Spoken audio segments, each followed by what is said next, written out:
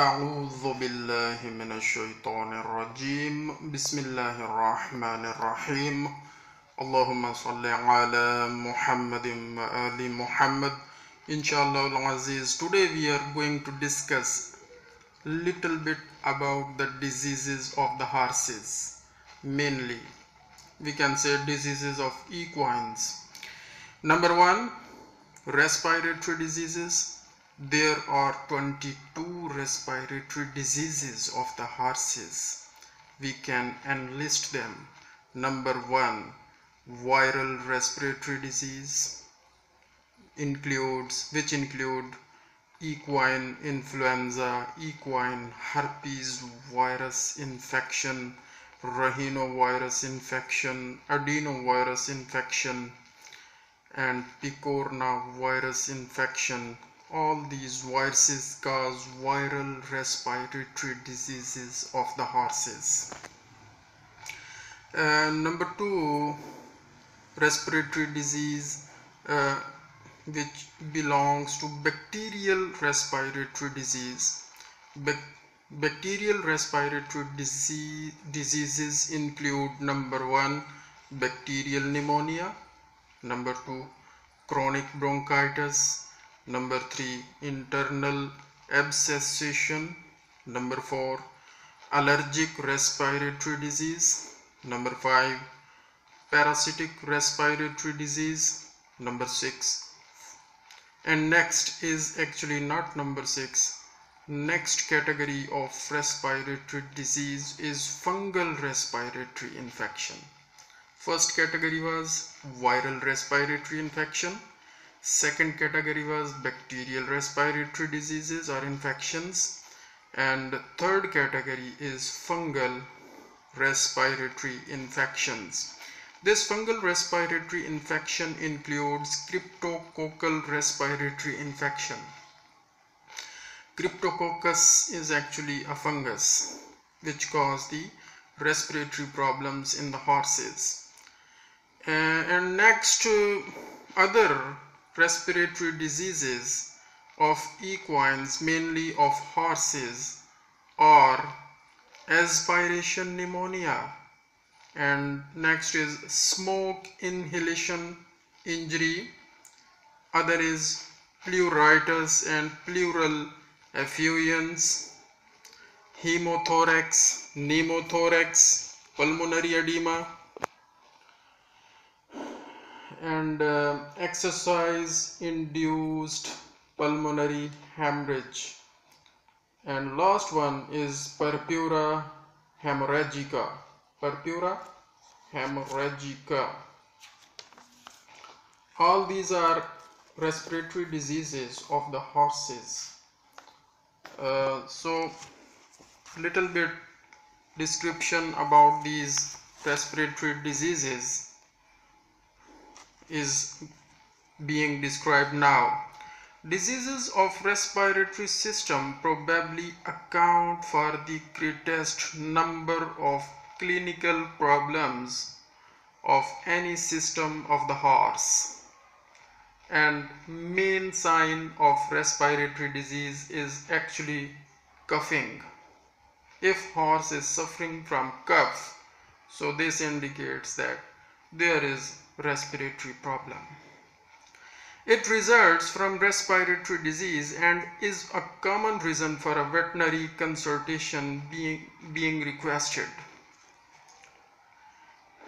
The evaluation of respiratory disease includes establishing number 1, location, number 2, severity, and number 3, identification of the causal agent. So evaluation of respiratory disease includes these 3 things. Number 1, location. It means upper or lower respiratory tract is involved. So first we have to check this, we have to judge this, whether upper respiratory system is involved, tract is involved, or lower respiratory tract is involved. Second, we must check that what is the severity of the respiratory disease, means degree of functional compromise. How much is the severity of this disease? We must check this. And number 3, identification of causal agent. This should also be done for proper treatment of the respiratory diseases. This requires taking a very careful history and a clinical examination with the possible use of diagnostic aids.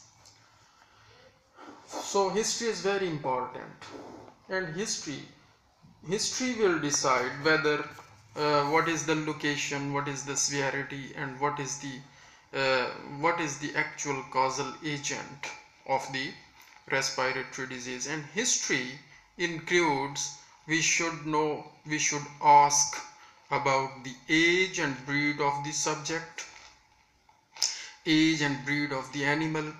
So number of horses affected in that area with this problem, this also includes in history. Number 3, we should ask about the duration of the respiratory problem, whether it is acute or chronic. If it is acute, so problem is in days, and if it is chronic, it means that problem continues from so many weeks, so many months. And we should ask also about the vaccinal status of the horse as well. And next, we should ask from the breeder, from the farmer, from the owner of the horse, that incidence of respiratory disease in the neighborhood, whether there is any incidence of the disease, any incidence of respiratory problem in the neighborhood. This should also be asked from the owner. Next, recent contacts or purchases should also be known to the veterinarian. We should ask from the owner about the recent contacts, and we should also ask from the owner about the purchases of the new animals, and purchase of this animal, from where this has been purchased, and who was the person who came into contact with this horse recently. And next, environment should also be asked from the owner, that in which environment this horse is being placed, in which environment this horse is being raised. So environment includes 3 things. Number 1, we should ask from the owner about the pasture, and number 2, we should ask about the stable of the horse, and number 3, we should ask about the climatic conditions. And so far as the stable is concerned, type of stable, type of ventilation, and type of bedding should be asked from the owner. Clinical examination of the horse should be done for the proper diagnosis and for proper treatment of the horse. So clinical examination includes rate and character of breathing. We should check the rate of breathing and character of breathing. We should check rectal temperature as well.